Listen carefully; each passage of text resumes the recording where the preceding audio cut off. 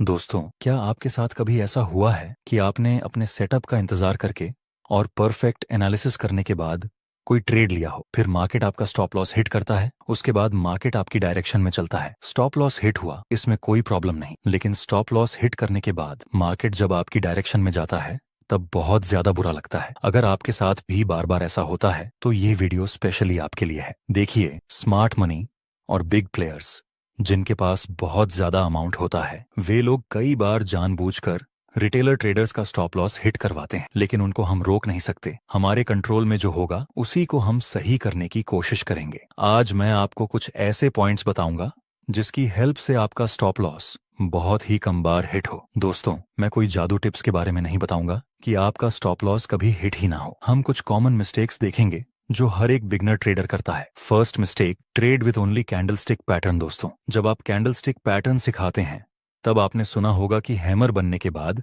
Market ऊपर जाता है और शूटिंग स्टार बनने के बाद मार्केट नीचे आता है। तो क्या यह सही है? ये बात 100% सही नहीं है। इसको एक एग्जाम्पल से समझते हैं। यहाँ पर मार्केट में एक प्रॉपर अपर ट्रेंड है, उसके बाद एक शूटिंग स्टार का निर्माण हुआ। अब जिन जिन बिगनर ट्रेडर्स ने अभी अभी कैंडलस्टिक पैटर्न के बारे में सीखा है, वे सब लोग यहाँ शूटिंग स्टार देखकर सेल में एंट्री करने लगेंगे और आगे मार्केट ये सभी बिगनर्स का स्टॉप लॉस हिट करने के बाद ऊपर चला जाता है। यहाँ बिगिनर ट्रेडर ने क्या गलती की? उसने सिर्फ शूटिंग स्टार को देखकर सेल में एंट्री कर ली। आप ही बताइए, क्या इस शूटिंग स्टार में उतनी ज्यादा पावर हो सकती है कि ये पूरे के पूरे ट्रेंड को रिवर्स कर दे? Answer is no. आपको हमेशा ट्रेंड के साथ चलना है और उसके साथ ही दूसरी कॉन्फर्मेशन चेक करनी है। दोस्तों, मेरा यकीन मानिए, जब आप ट्रेंड के साथ काम करेंगे तब आपका स्टॉप लॉस भी बहुत कम हिट होगा। दूसरी मिस्टेक जो हर एक बिगिनर ट्रेडर करता है, अब तक आपने सीख लिया कि आपको ट्रेंड के साथ कैंडलस्टिक पैटर्न को देखना है। इतना सीखने के बाद आप कुछ ऐसा कर सकते हैं कि यहाँ पर प्राइस हायर हाई और हायर लो के स्ट्रक्चर में ऊपर की तरफ मूव कर रहा है और उसके बाद हमें एक हैमर कैंडल की फॉर्मेशन मिली। साथ ही कॉन्फर्मेशन कैंडल भी यह ट्रेंड बुलिश है और हैमर कैंडल भी बुलिश का सिग्नल देती है। तो क्या ऐसी स्थिति में यहाँ पर बाय में एंट्री कर लेनी चाहिए? डेफिनेटली लोग यहाँ पर बाय करेंगे। देखते हैं आगे क्या होता है।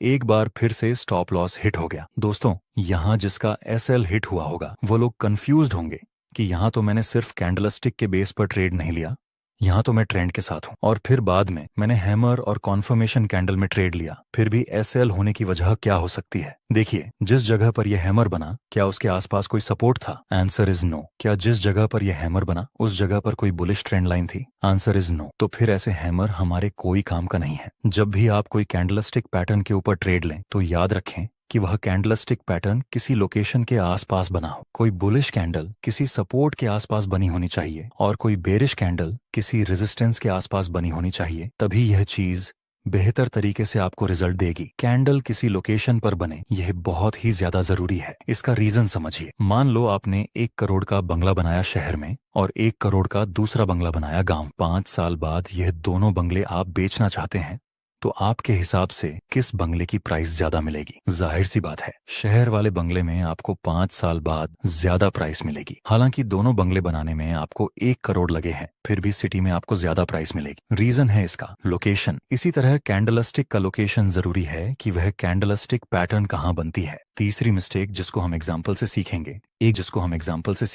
से नीचे आ चुका है और नीचे ये सपोर्ट भी है। यहाँ प्राइस ये सपोर्ट से 3 बार ऊपर भी जा चुका है। मतलब इस वक्त ये एक साइडवे मार्केट है। साइडवे मार्केट में हम ट्रेड नहीं कर सकते। हम वेट करेंगे कि या तो मार्केट इस रेजिस्टेंस को ब्रेक कर जाए या फिर यह सपोर्ट ब्रेक हो जाए। नेक्स्ट हम देखें तो प्राइस ने इस रेजिस्टेंस को ब्रेक कर दिया, लेकिन अभी हम इसमें एंट्री नहीं कर सकते। हम रिटेस्ट का वेट करेंगे। नेक्स्ट प्राइस रिटेस्ट के लिए भी आता है और बाद में एक हैमर और कंफर्मेशन कैंडल का निर्माण हुआ। अब हमें बाय में एंट्री कर लेनी चाहिए। नेक्स्ट हम देखें तो प्राइस ऊपर तो गया, लेकिन प्रॉफिट टारगेट हिट होने से पहले ही स्टॉप लॉस हिट हो गया। और उसके बाद क्या हुआ? स्टॉप लॉस हिट होने के बाद फिर से प्राइस ने ऊपर की तरफ मोमेंटम दिया और वहां हमारा प्रॉफिट टारगेट हिट हो गया। लेकिन अब क्या फायदा? हमारा एसएल तो कब का हिट हो गया है। दोस्तों, इसमें मिस्टेक ये है कि हमने प्रॉफिट टारगेट बहुत ही ज्यादा बड़ा रख दिया था दिखने में। ये मिस्टेक बहुत ही मामूली लगती है, लेकिन लोग ऐसी गलतियां बार बार करते हैं। अगर हम यहां तक का प्रॉफिट टारगेट रखते तब भी हमें 1 से 3 का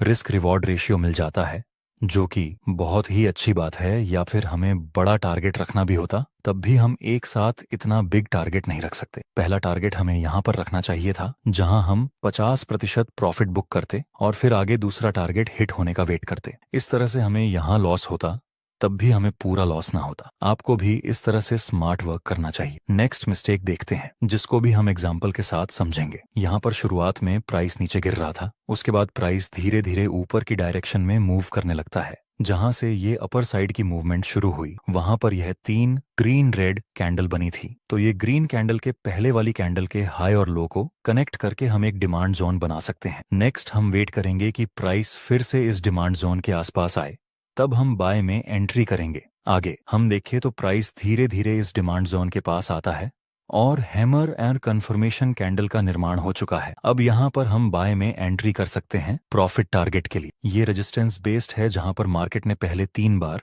रिएक्ट किया था और आगे दूसरी ही एक रेड कैंडल बनती है जिसकी विक से हमारा स्टॉप लॉस हिट हो गया है और इसके बाद हमारा प्रॉफिट टारगेट हिट हुआ। दोस्तों, यहाँ हमारी मिस्टेक ये थी कि हमने बहुत ही स्मॉल और टाइट एसएल रखा था। मैं बार बार बोलता हूँ, हमें कैंडल के लो से थोड़ा नीचे एसएल रखना चाहिए और ऐसा भी मत करना कि आप बहुत ही ज्यादा बड़ा एसएल रख डालो, बट एटलीस्ट टाइट एसएल तो नहीं होना चाहिए। नेक्स्ट हम देखें तो फिर से इसी डिमांड जोन के पास एक हैमर और कंफर्मेशन कैंडल का निर्माण हुआ। हम दूसरी बार बाय में एंट्री करेंगे। इस बार हम टाइट स्टॉप लॉस नहीं रखेंगे, हैमर के लो से थोड़ा नीचे स्टॉप लॉस रखेंगे और पहला प्रॉफिट टारगेट हम इस रेजिस्टेंस पर रखेंगे जहां पर हम 50% प्रॉफिट बुक कर लेंगे और बाकी के प्रॉफिट टारगेट को हम ट्रेल करेंगे। नेक्स्ट मिस्टेक है कि trade with FOMO and chasing the moment Como, missing out. इसका क्या मतलब होता है, आइए एग्जाम्पल से देखते हैं। जब मार्केट बहुत ज्यादा मोमेंटम के साथ मूव करता है और आपको ऐसी जगह पर कोई बड़े बड़े कैंडल दिखने लगे तो तुरंत आपके दिमाग में एक थॉट आएगा कि अब मार्केट बहुत ज्यादा नीचे गिर सकती है, कहीं यह ट्रेड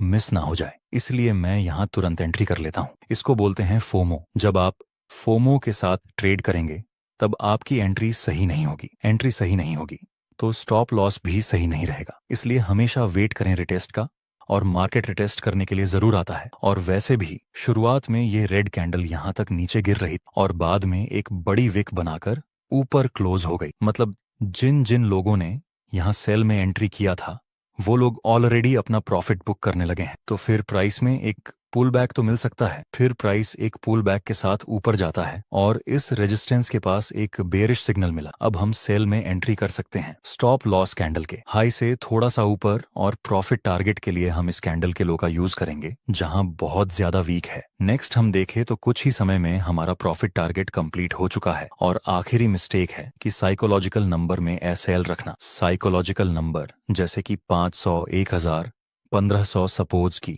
ये किसी XUJD कंपनी का चार्ट है और ये 500 का लेवल, तो हाई चांस है कि मार्केट इस साइकोलॉजिकल नंबर को एक बार टच करके ऊपर जाए। तो आपको ऐसी जगह से भी थोड़ा सा नीचे स्टॉप लॉस रखना चाहिए। आपको ऐसी जगह पर एसएल रखना है जहां तक मार्केट को आने में थोड़ा सा प्रेशर लगे, जैसे कि कोई सपोर्ट के नीचे, किसी रेजिस्टेंस के ऊपर। इस तरह दोस्तों और भी क्या क्या मिस्टेक हो सकती है एसएल को रखने में, वो आप अपने एक्सपीरियंस को कमेंट में बताना ताकि बिगनर्स को हेल्प हो सके